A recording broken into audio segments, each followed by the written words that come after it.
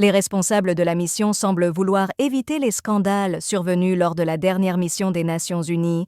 Les 400 officiers kenyans déjà en Haïti sont interdits de parler à la presse, de consommer de l'alcool, de s'acheter de la nourriture en dehors de la base ou de quitter la base pour des raisons personnelles.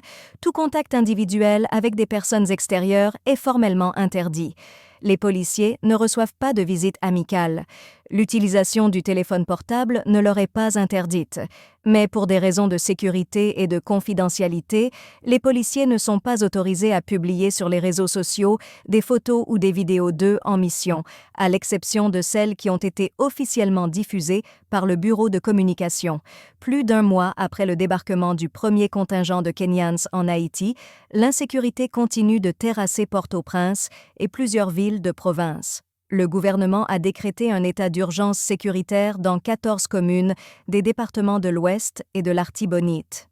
Une attaque menée par les bandits de Canaan, dirigée par le dénommé Jeff Guo Loa, dans l'après-midi du 6 août sur les communes d'Arcahaie et de Cabaret, a fait une dizaine de morts.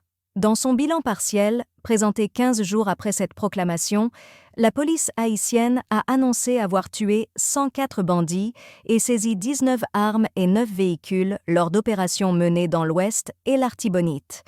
Durant cette même période, le gang 400 Mawozo a attaqué la commune de Gantier.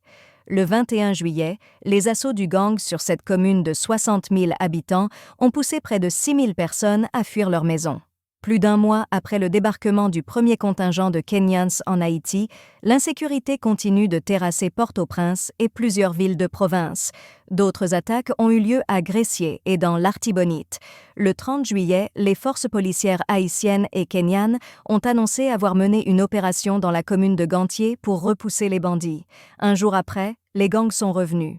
Le 04 août, ils incendient un blindé de la PNH, après avoir détruit le commissariat communal une semaine avant. Le même jour, un bateau partant de Port-au-Prince, transportant des passagers de l'autorité portuaire nationale à Miragouane, a été attaqué par des hommes armés. 2 personnes ont été blessées. La dernière intervention internationale armée en Haïti avait été menée par les Nations Unies entre 2004 et 2017. Les soldats onusiens ont pacifié provisoirement le pays, mais y ont introduit le choléra, tuant plus de 10 000 citoyens.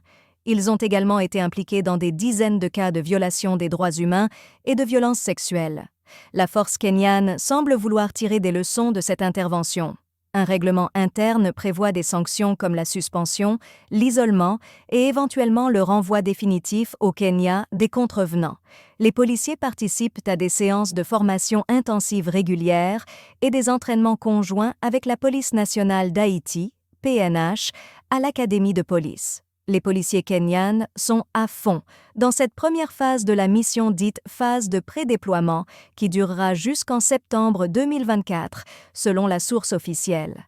Un règlement interne prévoit des sanctions comme la suspension, l'isolement et éventuellement le renvoi définitif au Kenya des contrevenants.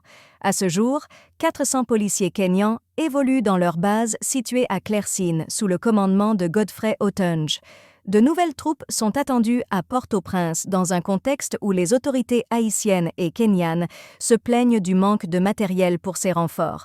Les préparatifs en vue d'accueillir les nouvelles troupes avancent selon la source. La Jamaïque et le Salvador sont parmi les pays qui sont déjà venus en Haïti en prélude du déploiement de leurs policiers dans le pays.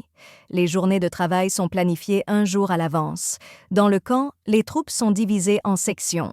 Chaque section est dirigée par un commandant. Le commandant de section est responsable de la planification des journées de ses protégés, des cours de créole haïtien et de français, des formations sur les droits humains et de secourisme sont réalisées par des professionnels haïtiens et américains au bénéfice des policiers.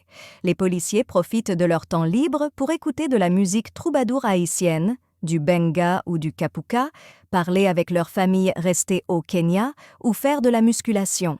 Le benga et le kapuka sont des genres musicaux kenyans mêlant des éléments de musique traditionnelle avec des influences contemporaines.